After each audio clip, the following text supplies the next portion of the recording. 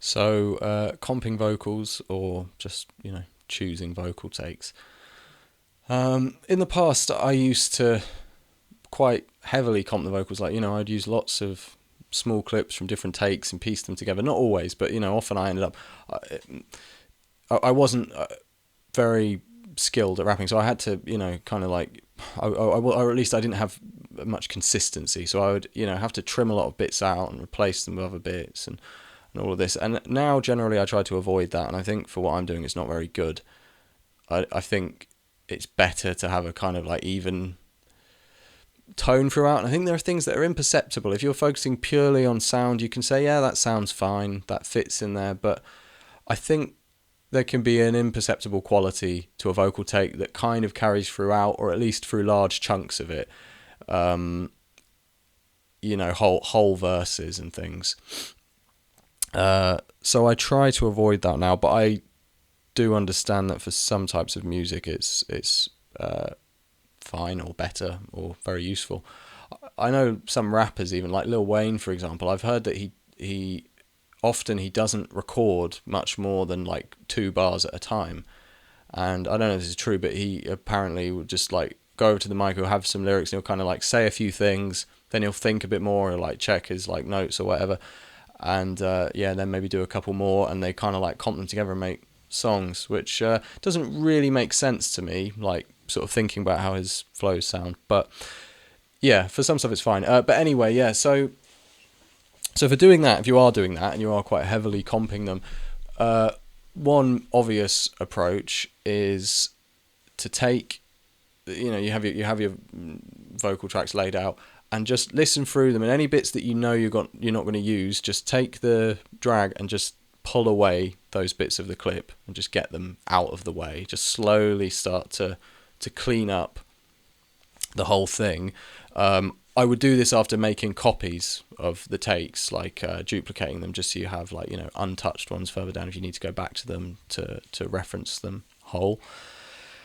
And yeah, you can do that. Or a thing I used to do is I used to make a new automation clip that wasn't linked to anything, and I would put that over the vocal take in FL, and I would just have it linked to nothing, so the automation wasn't doing anything. It was just there as a visual aid. And it's a bit weird, I wouldn't really do this now, but I would draw like a line going up and down based on the quality of those parts of the verses. So I'd kind of listen to it and I'd follow along, and when it was kind of shit, I would start to go down, and then I would like go up a bit when there was a good bit.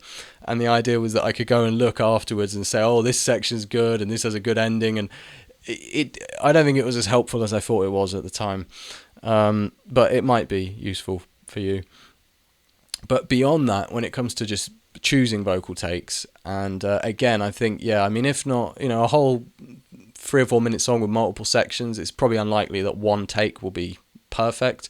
So obviously you have to chop and choose. But when it comes to choosing verses, choosing whole chunks, or choosing an overall take, I think sometimes, especially if you self-produce and you're not just choosing the takes but you're also mixing them, you can get too invested in the sound. Like it can be easy to have an idea in your head of how it should sound.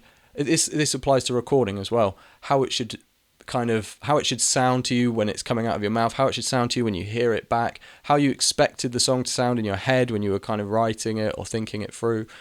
And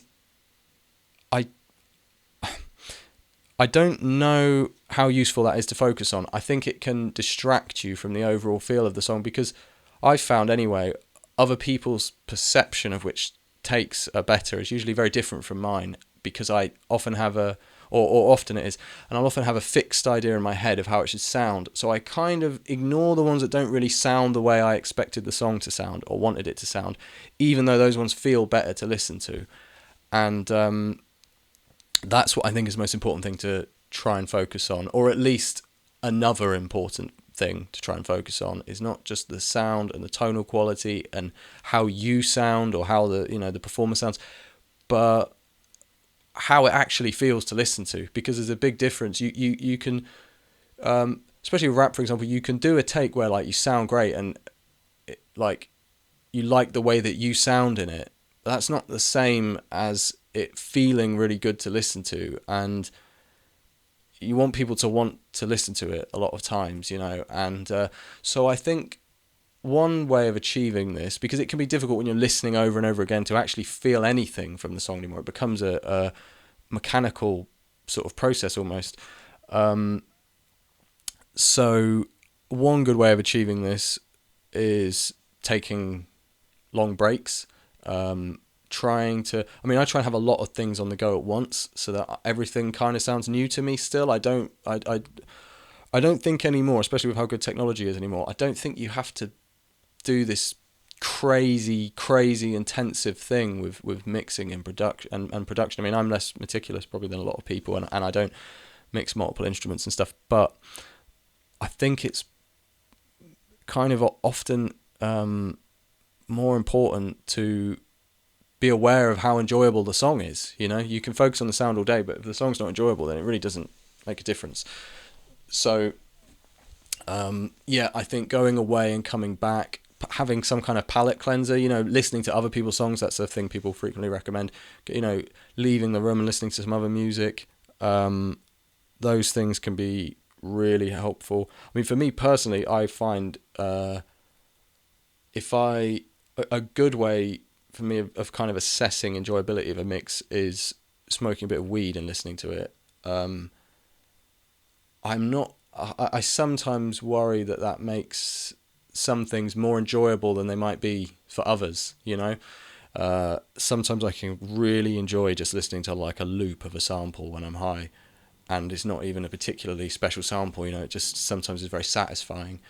And I sort of think, well, that's not going to translate much to a wider audience, but generally, for me anyway, it's often when I've been listening to a song a lot and I've been working on it for a long time, and it's become very cold to me and I can't really enjoy it enough to even think about it, weed is really helpful in that way.